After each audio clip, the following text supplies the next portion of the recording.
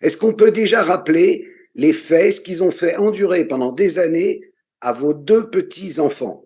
À chaque fois que je ramenais les deux enfants chez la psychologue, elle me racontait des trucs bizarres. Elle me disait, papa, tu sais, maman, elle mangeait des excréments. Maman, elle faisait ça, des trucs que je ne comprenais pas.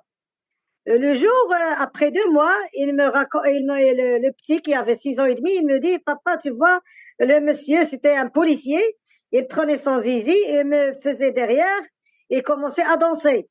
À la fin, il a fallu pisser sur moi, son viril était très chaude. J'ai compris que c'était un abus sexuel. Et l'histoire, elle commence à partir du jour où j'ai vu le pédopsychiatre.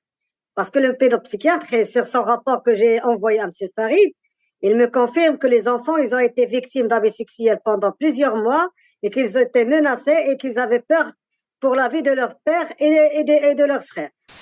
Avec le temps, les enfants, ils me disent, papa, les gens, ils mélangeaient des excréments, de l'urine, du sang et qu'ils mangeaient.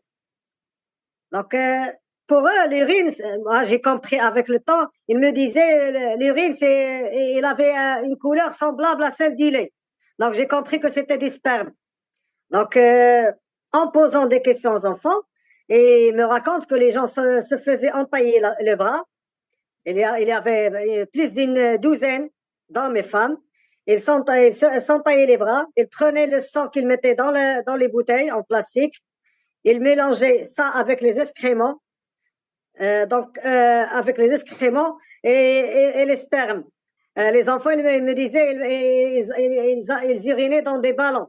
Alors, c'était des préservatifs.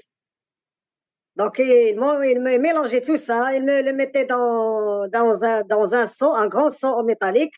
Puis, ils prenaient chacun un petit seau, ou bien à partir du grand seau, ils buvaient ce mélange-là avec des pailles. Ils mettaient l'étoile de David sur le sol, avec des chandelles. Combien de chandelles?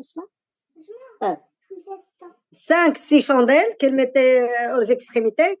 La maman qui était, je pense, la gourou, je ne sais pas comment elle faisait ça, il s'agenouillait, il pratiquait du sexe, il faisait l'amour sur l'étoile, ou bien il se masturbait.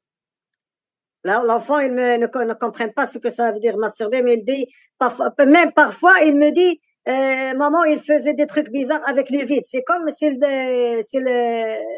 faisait l'amour avec un démon, ou bien je ne sais pas comment expliquer ça. C'était de la sorcellerie? À chaque fois que je dis que j'ai compris, je dis je n'ai rien compris. Et ça avance. C'était la sorcellerie et c'était pire.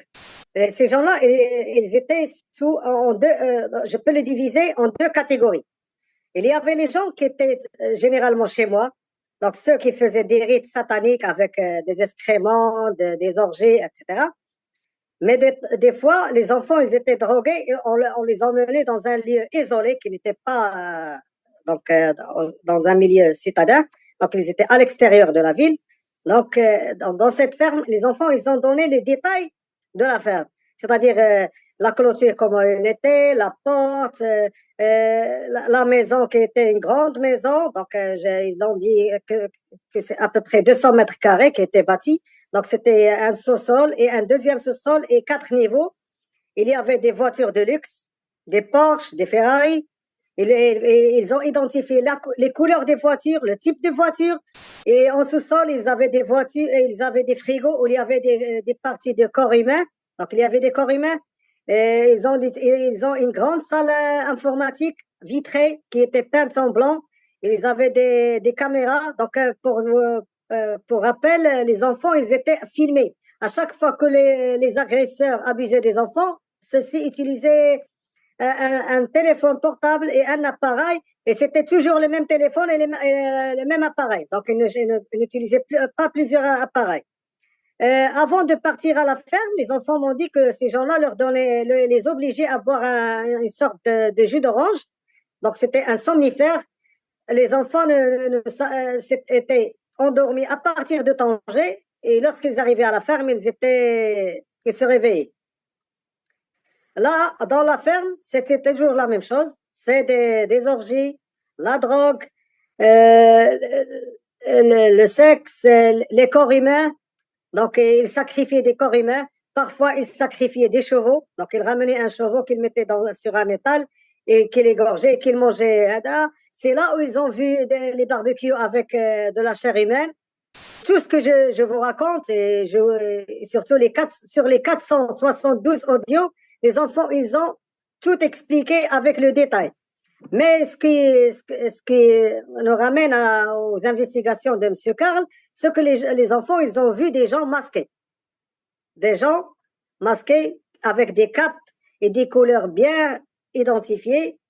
Et derrière leur cape, ils étaient identifiés avec des lettres, que ce soit en arabe ou en français, et des chiffres. Ils ne s'appelaient pas par leur nom. Il y avait même des gens qui étaient habillés avec les habits traditionnels arabes. C'est la kifia et le zéro sur la tête. Donc, ça fait penser quoi? À une société secrète un peu. C'est ce que j'ai compris. Les enfants, ils ont été témoins que ces gens-là, ils se réunissaient dans un coin isolé, je ne sais pas dans quelle région, parce qu'ils ne savaient pas où ils étaient. Il y avait une sorte de minibus qui prenait ces gens-là et qui les faisait venir dans cette ferme. Le chauffeur de minibus, c'était le fameux Abdeslam, qui est toujours en fuite. Et ils étaient combien en tout? Entre 30 et 50 personnes.